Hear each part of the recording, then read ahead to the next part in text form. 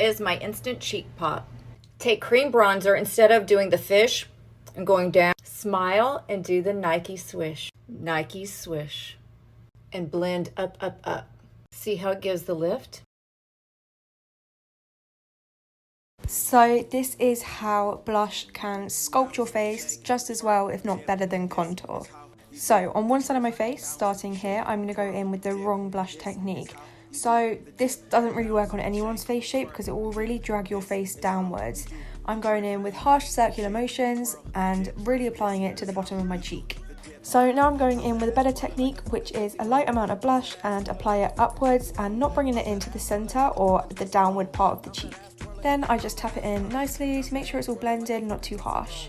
So this is the bad side and this is the good side. So you can see it really lifts the face and the other side just looks horrible. So let me know if you guys think the same.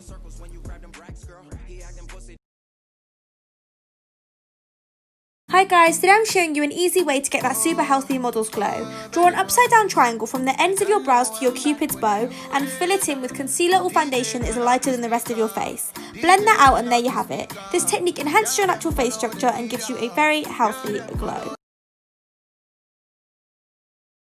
Does your makeup ever look like this? Or look super cakey like this? Here is some tips on how to get a flawless face and makeup. First step, exfoliate. I'm using an essence from Caudalie. It's going to help with smoothing up and removing any dead skin.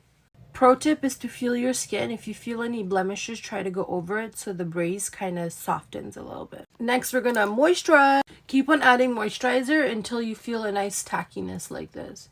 Prime. This will smooth out any problems. Apply foundation in a buffing mode. Too much pressure will create texture on the skin. I like to finish off by blending everything out with the sponge. Make sure you set any areas that crease. Grab a setting spray that helps with hydrating your skin. This is the Anastasia's Dewy Set. When you drench your skin in a setting spray, it not only sets your makeup, but look how flawless it looks.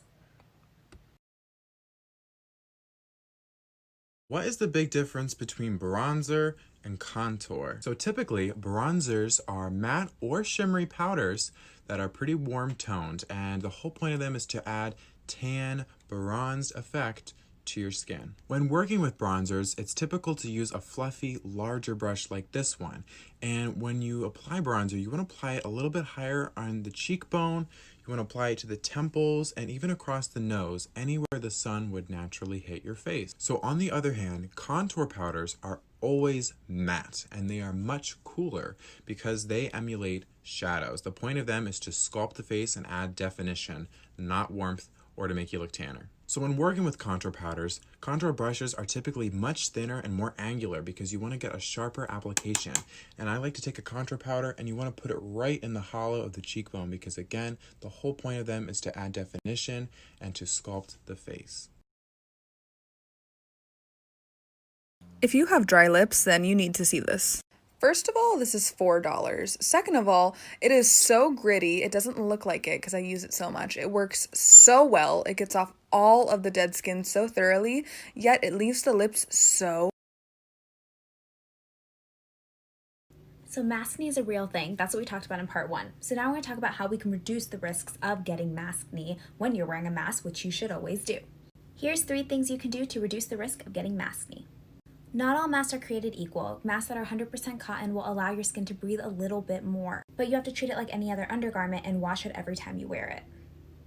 Use this time to reduce the amount of makeup that you're actually wearing. You can't see half your face anyways, so reduce that heavy foundation that can clog your pores. And lastly, when you come in from being outside, remove your mask, immediately put it into the wash, and then wash your face with a gentle cleanser and follow with a moisturizer.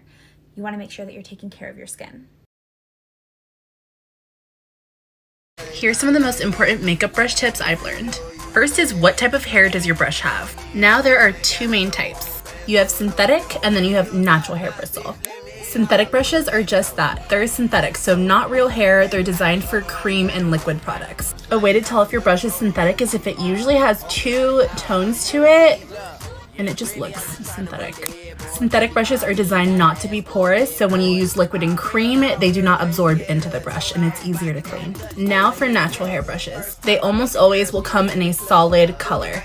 These are designed for powder only. Think about it, if you dipped your hair into foundation, it would literally just soak it all up. Same thing goes for these guys. It's designed so the powder can cling onto the natural hair bristles and you won't get as much fallout. If you used a synthetic brush for powder, it's most likely gonna slip off the brush or be really patchy when you apply it. If you use liquid or cream on a natural brush, it's gonna stain your brush.